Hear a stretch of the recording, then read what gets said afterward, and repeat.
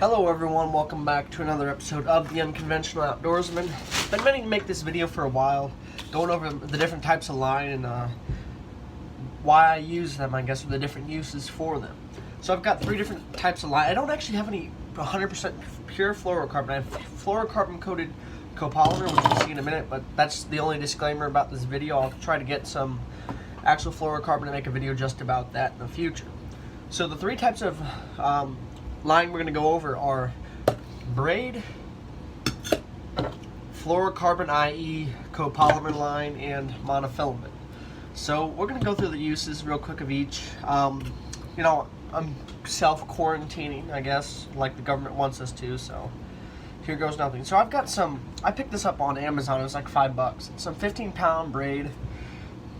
Now what I use this for is like whenever I'm fishing a lot of rocks, or I just want to, you know, get some really thin line. This is like a moss green color, 15 pounds, so you can hardly see it. It's really thin.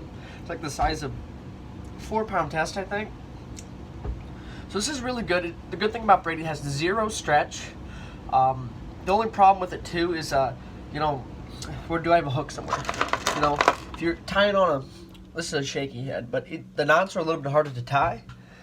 You have to know some braid knots because you can't use the same exact knots as you would for, say, monofilament. I'm not going to demonstrate those now. I don't have them all memorized because I hardly ever fish braid anymore. Mainly because when I used it on my baitcaster reels, I would get really bad whiplashes. And the only thing I really use braid for now is my catfishing setup, which I'll go over here in a video coming up next week, I think.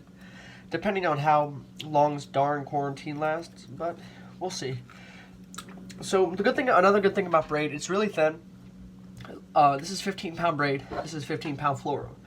This 15-pound braid is about the size of 4-pound test, which is, when someone says test, it means the pound strength of said line. Now I've got some 4-pound test down in the cabinet, but this line, the braid and that 4-pound test are roughly the same size.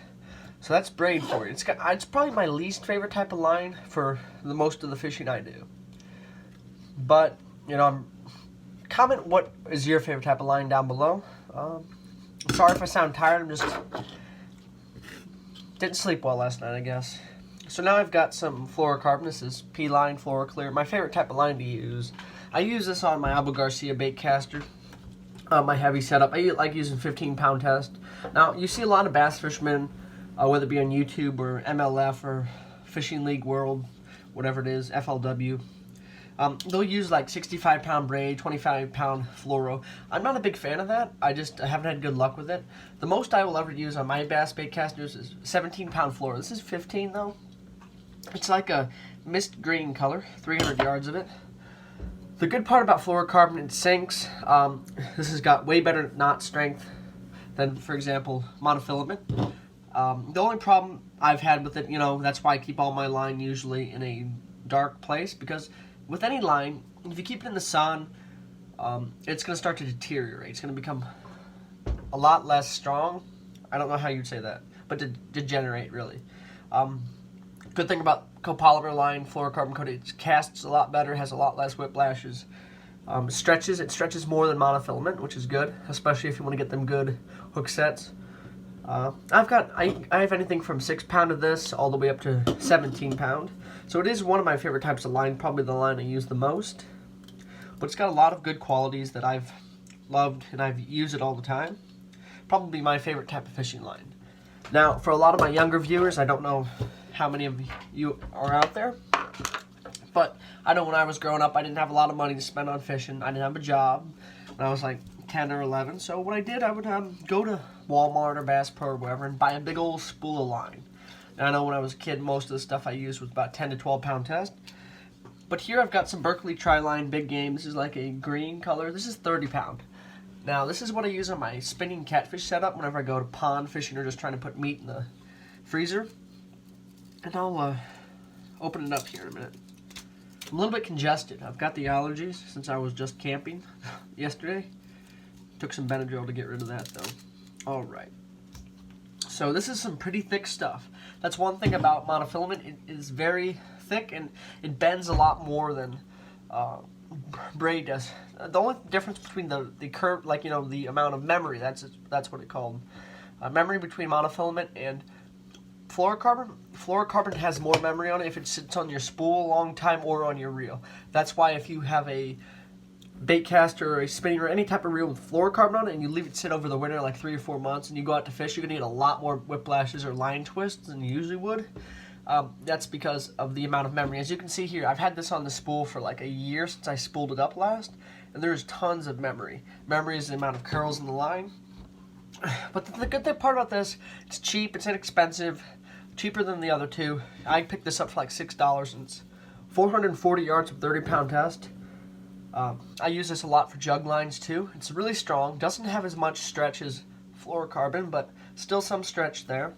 You can tie really good knots with it because it doesn't bend as much, you know, especially with bigger line. I know when I teach my friends how to tie knots, I'll use like really thick monofilament because it's cheap and I can tie really good knots a lot easier. My favorite knot to use with this is the basic fisherman's knot or improved clench knot, which has always done me well, probably always will. But that's the main types of line. Now, if you're looking at like cost per spool, like for example, most spools you're going to pick up if they're not bulk like this one are going to run you anywhere from $3 to $30, maybe more. For braid, it's going to be a lot more most of the time.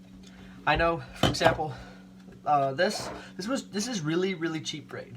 I would not recommend if you're going to get braid, get the good stuff. I've got some Power Pro and some other stuff in there. A spool of braids, for example, actually let me pull it out real quick. I've got some 50-pound braid, I think. Where is it? Okay, here. I've got some spider wire easy braid here.